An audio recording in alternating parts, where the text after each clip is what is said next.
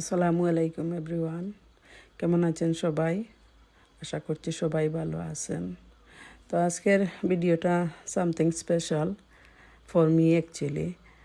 আমি জীবনের প্রথম এই পেঁপে দিয়ে যে মিঠা তৈরি করা যায়, মুরব্বা অ্যাকচুয়ালি আমরা সিলেটিরা বলি, আমার জাল খফল আমরা সিলেটিরা খফল বলি। পেঁপে দিয়ে উনি খুবই মজার মিঠা তৈরি করেছিলেন। ওনার বাসায় যেই দিন দাওয়াত খেতে গিয়েছিলাম ওই দিন আমি আসলে খুবই মজা করে খেয়েছি ওই পেঁপের মিঠাটা। আমার বিয়ানরাও খুবই খুশি হয়ে ওনারা আমাকে তুলে দিতেছেন আমার প্লেটে পেঁপের মিঠা, তারপরে বিরইন ভাত, সাথে দুধ এবং ক্রিম। খেতে কিন্তু অসাধারণ লেগেছে। আর এটা অ্যাকচুয়ালি আমাদের সিলেটের ঐতিহ্যবাহী মিঠা। আমার মা চাচিরা অনেক ছোটোবেলা আমি দেখেছি ওনারা তৈরি করতেন।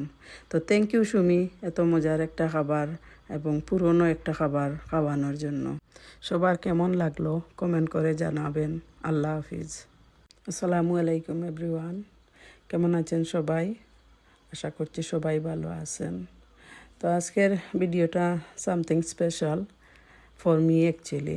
অনেক দিন পর এই মুরব্বা বা মিঠাটা খেলাম। পেঁপে দিয়ে যে মিঠা তৈরি করা যায়, মুরব্বা অ্যাকচুয়ালি আমরা সিলেটিরা বলি, আমার জাল খফল আমরা সিলেটিরা খফল বলি। পেঁপে দিয়ে উনি খুবই মজার মিঠা তৈরি করেছিলেন। ওনার বাসায় যেই দিন দাওয়াত খেতে গিয়েছিলাম ওই দিন আমি আসলে খুবই মজা করে খেয়েছি ওই পেঁপের মিঠাটা। আমার বিয়ানরাও খুবই খুশি হয়ে ওনারা আমাকে তুলে দিতেছেন আমার প্লেটে পেঁপের মিঠা, তারপরে বিরইন ভাত, সাথে দুধ এবং ক্রিম।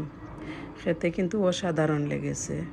আর এটা অ্যাকচুয়ালি আমাদের সিলেটের ঐতিহ্যবাহী মিঠা। আমার মা চাচিরা অনেক ছোটোবেলা আমি দেখেছি ওনারা তৈরি করতেন। তো থ্যাংক ইউ সুমি, এত মজার একটা খাবার এবং পুরনো একটা খাবার খাওয়ানোর জন্য।